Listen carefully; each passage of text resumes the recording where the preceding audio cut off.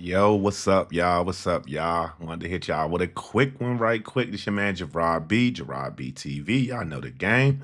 Listen, David Blough. David Blough, we hired one of our own. Okay. Now, is he a Sean McVay type? One of them that got away? Mike McDaniel type? Is he the one that got away? We'll find out. So let's dive deep, man. Let's dive deep, man. Let's find out who this guy really is. You know what I'm saying, man? What we got going on? Okay. So remember, Detroit Lions was circling the shark tank, bro. They was circling the shark tank. They was trying to get at the kid. They was trying to get at the boy. All right. It's the one that say Ben Johnson was trying to get him last year. Okay. So obviously the boy got some talent. The boy got a little talent there. So we keeping him in the house, man. We keeping him in house, and that's a big move for continuity. And like my man said, he's a Cowboy fan. He was like, "Look, bro, shoot, this might be the next Sean McVay. You just never know." And so I started doing my little research right quick, and the Commanders back in the day, we ain't the only ones that let a lot of Bama's go that was head coaches. Dan Quinn has had a history of letting offensive coordinators or offensive position coaches leave his coaching staffs and going on to be great. So yeah, that's interesting. I'm glad he was like, you know what? Let's not let history repeat itself this time. I'm not mad at the fact that we did it quick. It's a lot of good that can come with this, and it's a lot of bad that can come with this. And we're gonna break it down. We're gonna break it down here on Gerard B TV. Hit that subscribe button, baby. We 5 subscribers away from 800. Salute to everybody that's already a part of the squad.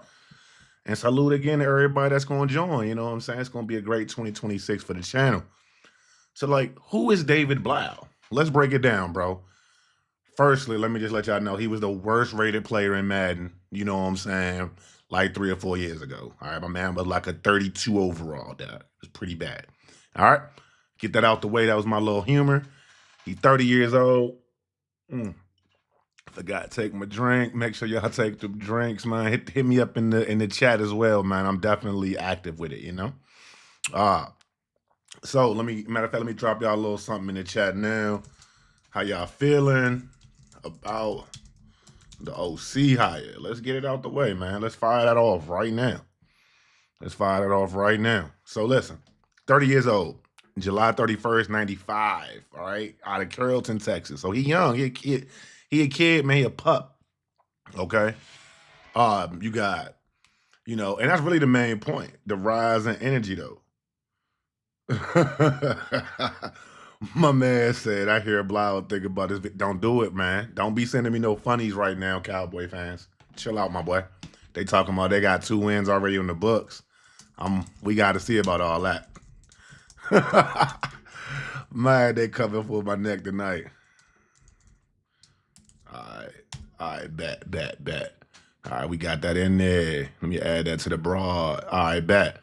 So listen, rising star energy. So he got that McVay vibes, being young and being a rising star. Now, when we say rising star, we mean this cat was literally just playing in NFL like 3 seasons ago. Okay. So let's get his playing career first, right? He was undrafted out of Purdue. He had big numbers though at Purdue. Okay, over 9,700 passing yards, 69 touchdowns, second in school history. Then Hall of Famer Drew Brees. Okay, spent time with the Browns, spent time with the Lions. Y'all might remember he was on Hard Knocks. Okay, if y'all look back at the Hard Knocks joints from the Lions with Dan Campbell, he was on there. Okay. And bounced around a couple times. Started 5 games in 2019, went 0-5. Went to the Vikings, was also on Hard Knocks on the Vikings as well. Cardinals, and he was actually under Cliff Kingsbury briefly when he was with the Cardinals. Okay, so there you go. So his career stats in NFL, a little over 1,400 passing yards, 6 touchdowns, 9 interceptions. He played in 9 games, started in 7. Okay, so pretty much a typical quarterback full. All right, retired after 2023. Like I said, he was lastly on the Lions practice squad. And he jumped straight into coaching after that, which is a smart move, right? He's like, I'm ingenious with it. I might be a baby genius out here. because he was already calling plays. A couple of our plays we ran last year, at JD rookie year, a lot of them trick plays, it came from David Blau, bro. A lot of them trick plays they ran in Detroit, that came from David Blau, bro. But we're not here to talk about trick plays. We're here to talk about really how he got here, right? How he got to this point. So again, like I said, he was hired by Washington. He retired in 2023. Hired by Washington in 2024. Assistant QB's coach, right? Under Cliff Kingsbury. We all know that. Worked closely with JD. Now, when we say work closely with JD, we know what we talking about, man. They be having fun, okay?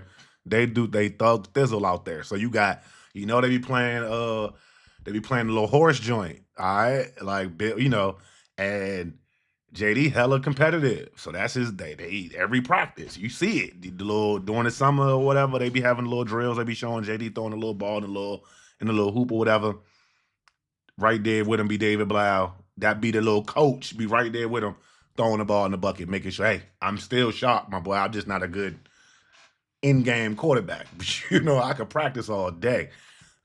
Shoot, I remember watching in the practices, they was having your mans throwing routes to receive, throwing passes to receivers and stuff like that. They was bragging about having so many quarterbacks on the staff that they was able to throw passes, have mad passes being thrown at these receivers. So, hopefully we get to see a little bit of that. Again, he's youthful, so we ain't got to worry about him being stuck in his ways or not wanting to change up his system or whatever, because what system does he have? We're going to get to that as well. But really, really want to say, y'all, hey, thank y'all for checking out the channel, man. Gerard BTV. Hit that like, hit that subscribe. 5 away from 800, man. 5 away from 800. Supers is live and all that good stuff, man. So listen, he was a full QB's coach last year, right? After Tavita Pritchard went to Stanford. We already know that. But after 2 years of just coaching, man, he's the offensive coordinator and the play caller, bro. That's the fast track for real, man. That boy NASCAR. That's what we're going to have to call him, NASCAR. All right. So going into year 3, you got continuity with JD. That's the most important thing about this hire. It's the continuity with the franchise, the quarterback. Okay, no reset, right? Just building on what worked in 2024, right? And remember this. Remember what JD said in his press conference, his exit presser. He said, I want to be able to run the offense that I want to run, that I like to run, and run the plays that I like to run. Okay? He said that, meaning I got somebody that's more attuned to what I want to do. Cliff got his system. But now you get to create an actual system with David Blough, because David Blough ain't got no system. He come from a Cliff Kingsbury. He got Cliff Kingsbury influence. He got Kevin O'Connell influence, as well as Ben Johnson influence. So what are we going to see? That's interesting to think about. Okay, that's interesting to think about, because that trifecta right there, it lends me to believe because we don't have an offensive line coach and he gets to hire his own offensive line coach, I'm feeling like we're going to be running more of a West Coast type of deal. So we're going to be running a running game maybe akin to the Shanahan's as far as how it's disguised, and, it looks just like the pass. The pass number looks similar. We're running the ball more and things of that nature. So that might be what you get. Ben Johnson likes to run the ball a lot. He gets creative. They always say his runs and his pass look very similar. He does things differently than Kyle Shanahan. He's more of a lineup and hit you in the mouth with it, and then also run around you. So he gives you a little bit of that smash mouth, but then you got Kyle Shanahan's aspect of it, which is the West Coast, which is that one cut scheme. So we might be getting like a doppel, like a meshing of the guard here when it comes to these two styles, these two disciplines here. So I'm curious to see what David Blough's style is going to be. That's ultimately going to be the most important part, because he got to call the plays for the staff that he has. Fortunately and unfortunately, we got over 30 free agents. If y'all haven't checked that video out, check that out. It's live on the channel. So we gotta do some grocery shopping. And I know they made this offensive coordinator hire quick. I ain't mad at it. We got a lot of free agents, right? We got drafts coming up, free agent coming up. We got to get it right. This is important, right? This is the transformative off season for this franchise, for this quarterback, for this coaching staff, right? And you also got to think, this year 3 of the coaching staff, if they fuck up, guess what? They ain't gonna be here. So a lot of people probably was taking a little pause at that. Like, I don't know, bro, if I want to hitch my wagon to y'all, you know what I'm saying? What if it blow up? David Blau, he already. This is his chance to be an OC. He like shit. I'll take the chance. I would too. Mad, big pay raise and big responsibility. So you got a young, bright mind that's getting the opportunity to show his stuff in the league. This is how greatness is made, man. And I'm optimistic because it's my squad. You know what I'm saying? If you ain't optimistic, I don't really know what to tell you. You know, pessimism is not good. It's not good. And so salute one more time to y'all that's in here, you know what I'm saying, rocking with the boy. Also salute to David Blau for getting his job, man, because it's tough out here, man. It's tough out here getting that money. Hold on. Salute. Mm-hmm. Mm-hmm. Mm-hmm. Yep. Also, shout out to my Wizards for getting Trae Young. Much appreciated for that. Much appreciated for that. All right, so back to David Blau. Okay, back to David Blau. Now, I did take a few notes or whatnot that I want to pull up. Let me check my notepad here, man. All right. So, one thing I noticed when I was looking on the interwebs and things of that nature when it came to David Blau was that, granted, you know, we want a bright young offensive coach to build Jayden back up. Some people was like, well, is that David Blau? Is that David Blau? Is he a bright young offensive coach? Well, a lot of the pundits that you see on the internet, Adam Schefter's of the world and everything like that, they saying, you know, David Orlovsky, they saying, hey, the guy's a bright guy. He's a bright guy. He's kind of ascending, if you will. So we gotta figure out. We gotta see. Can't wait to see once practices start and things like that. Does his philosophy rely on RPOs, quick passing, or other modern concepts, like specifically that's going to benefit a QB like Jayden Daniels? Because you don't take away his God-given talent, his God-given ability, as he says, right? So is this a sharp, young, offensive-minded coach that we've been asking for? That's the question we got to ask ourselves. And that's the question I'm going to ask us every time we think about our offense moving forward. Is this the sharp, offensive, young mind that we needed? Let me know in the comment section if that's what you think. Another question I got for you as I'm thinking about it, right? As I looked through my notes, I was like, we got all these free agents, right? Do they all fit his scheme? Because you need different offensive, like one of my friends alluded to in the comment section of one of my last videos, shout him out. He a Bucks fan who's looking for an offensive coordinator themselves. He said, look, you can't run a West Coast Kyle Shanahan offense with really, how did he put it? You need the proper skill players to run that kind of offense, right? Do we have that skill player? Do we have those kind of skill players? Is Jacory really the one cut runner we think he is? I think he is. I think Jacory can play in the West Coast zone running scheme perfectly well. As far as the wide receiver room goes, we got Terry McLaurin, a certified vet, certified all pro. He can run every route in the route tree. And we picking up, like I told him, we got 2 wide receiver spots that need to be filled. We got a starting tight end spot that need to be filled. And we got at least 1 running back spot. Okay? That's 4 skill position players that's going to make an impact. That now we got an offensive coordinator in the building, David Blau. He's going to be to make a bit of a difference in that because I get to pick my groceries now, right? That's the most important part about getting him in the building. Well, he's already in the building. Getting him here sooner rather than later, okay? But as we get to learn David Blau, we get to understand which player is actually going to benefit the most from him being here, right?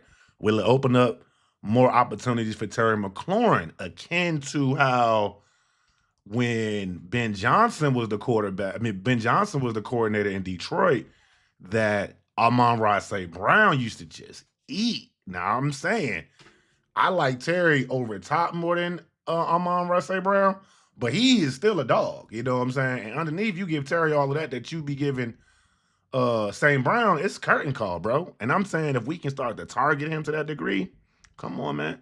Like the running back room, I'm talking Jacory. I'm talking about if we draft a Jeremiah Love. Oh my God, the opportunities is out this world. Could you imagine a backfield with Jayden Daniels, Jeremiah Love, and Jacory Krosky-Merritt? Hey, with Ben Sinnott being your lead blocker, you know what I'm saying? I'm just saying, dog. Like, I mean, and then you also got to think about the direct ties that this coach is going to have to existing player focused content. Think about that for a second, right? If you was watching Hard Knocks, you watch any of the team stuff that they put out on their website, I mean, on their YouTube channel, bro, they tight. That quarterback room, that offensive room, they tight, bro. You know, and they really take into considerations of what the players are talking about. And if you got a guy that's 30, he younger than damn Laramie Tunsil. Okay. like, like, shoot. I mean, he can go play pickup basketball with the guys. You know what I'm saying? He still got good knees. Okay. So what I'm saying is, like, bro, the offense might be innovative. Now it's gonna have its growing pains. I'm optimistic, but I'm not a fool. It's gonna have its growing pains, right? And we gotta expect that. And we can't expect, oh, this year 3 of the regime, so everything gotta run smooth. Hey, y'all, we get new coordinators. It's almost like a little mini reset. Okay. So think about it from that angle. We getting a whole new roster coming 2026. I already told you over 20 plus players on that free agency list that we got over 31 of. They're not gonna be here. They're not gonna be here, man. So that's one thing you gotta think about. Okay. So let's think about the coaching risk right quick because we talk about accountability and top tier game planning, but hold on, everybody. Hold on, everybody. My wife's calling me. 1 second, y'all. 1 second. 1 second. 1 second. Let me send her a text message and see what she wants. She probably wants me to see what her hair looks like. Hold on, everybody. Let me put myself on mute.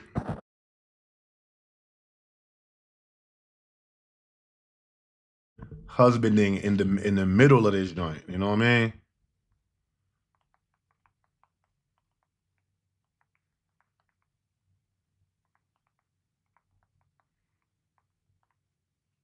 Feel like she coming downstairs.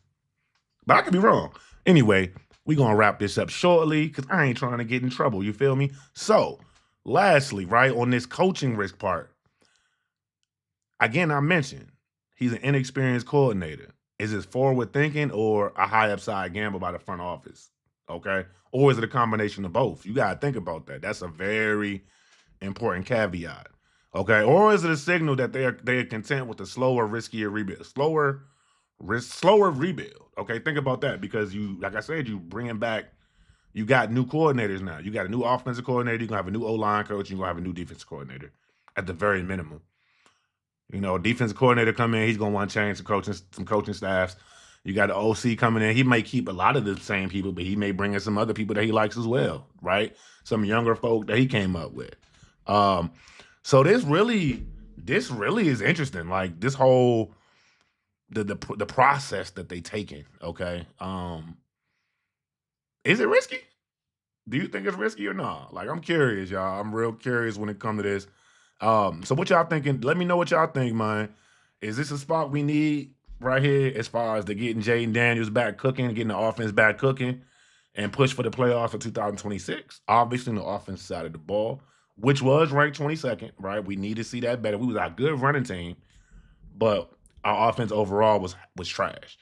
Uh, so playoffs in 2026 with David Blau? Let me know in the comment section. I'm curious what you think about that. Or is that too big of a leap? Drop your text in the comments, bro.